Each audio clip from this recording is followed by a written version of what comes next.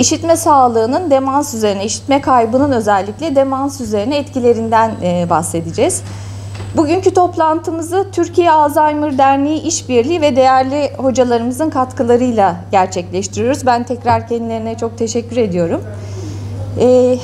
Türkiye Alzheimer Derneği'nden Sayın Profesör Doktor Barış Topçular bize nöroloji alanında, yine Cerrahpaşa Tıp Fakültesinden Sayın Profesör Doktor Ahmet Ataş hocam da odyoloji alanında online olarak görüşlerini paylaşacaklar.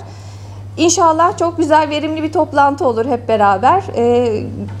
Sunumlar sonrasında sorularınızı da alacağız. Ben tekrar çok teşekkür ediyorum geldiğiniz için. Keyifli bir toplantı olması dileğiyle. Barış hocam buyurun. Günümüzün en önemli sorunlarından bir tanesi. Evet, belki son dönemde korona ile beraber biraz korona önceliği aldı ve gündemi daha çok o meşgul ediyor olsa bile esasında Alzheimer hasta sayısında dünya genelinde de Türkiye'de de çok ciddi bir artış var. Dünya geneline baktığınızda yaklaşık her 3 saniyede bir yeni bir Alzheimer tanısı konuluyor ki esasında Alzheimer bütün demansların yaklaşık %70 kadarı, yani esasında 3 saniyede birden bile daha fazla bir oranla biz bunama tanısı koyuyoruz dünya genelinde. Bizim ülkemiz için ayrıca niye önemli? Çünkü dünya genelinde hasta sayısının en hızlı arttığı ülkelerden bir tanesiyiz. Türkiye, Hindistan, Pakistan, Çin ve Meksika özellikle hasta sayısının hızlı arttığı coğrafyalar. Neden? Çünkü birincisi yaşlı popülasyon giderek artıyor. Hep söylediğimiz şey genç nüfus, genç ülke artık çok geçerli değil. Giderek yaşlanan bir nüfusumuz var. Şu anki çalışmalara baktığınızda 2030 itibariyle yaklaşık nüfusun 1/4'den fazlası 65 yaş ve üstü olacak. Türkiye verilerine baktığımızda 65 yaş üstü için Türkiye'deki Alzheimer riski %4. Yani şu anki sayılarla 700-800 bin civarı kayıtlara göre Alzheimer hastası var. Ama Dünya Sağlık Örgütü, çok teşekkürler, verilerine baktığımızda esasında bunun 1 milyona yakın bir sayı olduğu öngörülüyor ve 2030'da bu yaklaşık neredeyse 1,5, yani yani %50-%60 civarında artmış olacak gibi görünüyor. Ve demin de bahsettik, tabii ki evet, hasta sayısı çok hızlı artıyor. Elimizde yapabileceğimiz belli şeyler var. Tedavi konusunda sınırlı imkanlarımız var. Evet, erken tanı koyabiliyoruz. Erken tanı ile müdahale ettiğimizde tabii ki seyir daha iyi ama en önemli olan nokta, en çok müdahale edebildiğimiz şey esasında korunma. O yüzden risk faktörlerini çok iyi bilmek gerekiyor.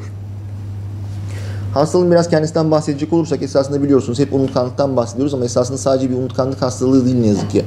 İlk semptom genellikle unutkanlık ama hastalık ilerledikçe konuşmamız, gördüğümüzü algılamamız, yol bulmamız, yön bulmamız, hatta yakınlarımızı tanımamıza kadar ilerleyen bir tablodan bahsediyoruz. Hatta daha da sonrasında yürümemizin bozulduğu, beslenmemizin, yemek yememizin bozulduğu ilerleyici bir nörolojik tablo ne yazık ki. Peki neden oluyor? Esasında 2 tane temel sebep var. Bunlardan bir tanesi amiloid protein dediğimiz bir maddenin beyinde birikimi. Esasında bu fizyolojik koşullarda öğrenmede görev alan bir maddeyken hastalık sürecinde ne yazık ki farklı bir yapı kazanıp beyinde patolojik birikimler yapmaya başlıyor.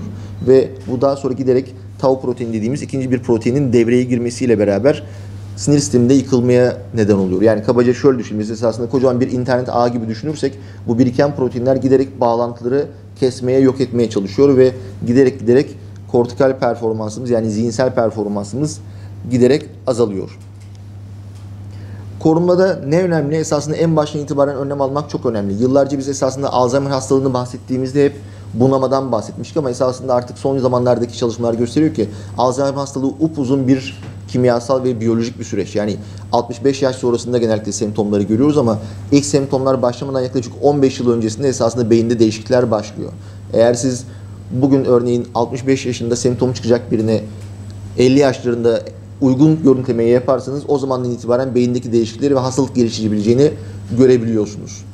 Bu yüzden de esasında erken dönemden itibaren önlem almak, korumak çok önemli. Eğer 65 yaşına geldiğinizde semptomlar ortaya çıkmaya başladığında müdahale ederseniz evet, tabii ki etkisi var ama buradaki etki çok daha sınırlı. Mühim olan daha ortaya çıkmadan, bu patolojik değişiklikler olmadan önce oluşmasını azaltmak, mümkünse oluşmamasını sağlamak ama eğer oluşuyorsa da minimum birikimi sağlayarak seyri mümkün olduğunca kontrol altında tutabilmek. Bizim için o nedenle hastalık sürecinde şu an müdahale için en önemli olan kısım bu preklinik dönem dediğimiz, henüz hiçbir semptomun olmadığı ama biyolojik olarak yavaş yavaş hastalık sürecinin başladığı, protein birikiminin olduğu ve doku kaybının oluşmaya başladığı dönemden bahsediyoruz. Özellikle bu dönemde müdahale edersek, korursak kendimizi, gereken önlemleri alırsak, riskimizi azaltacak eylemlerde bulunursak hastalık riskimizin %50 civarında azaltma imkanımız var.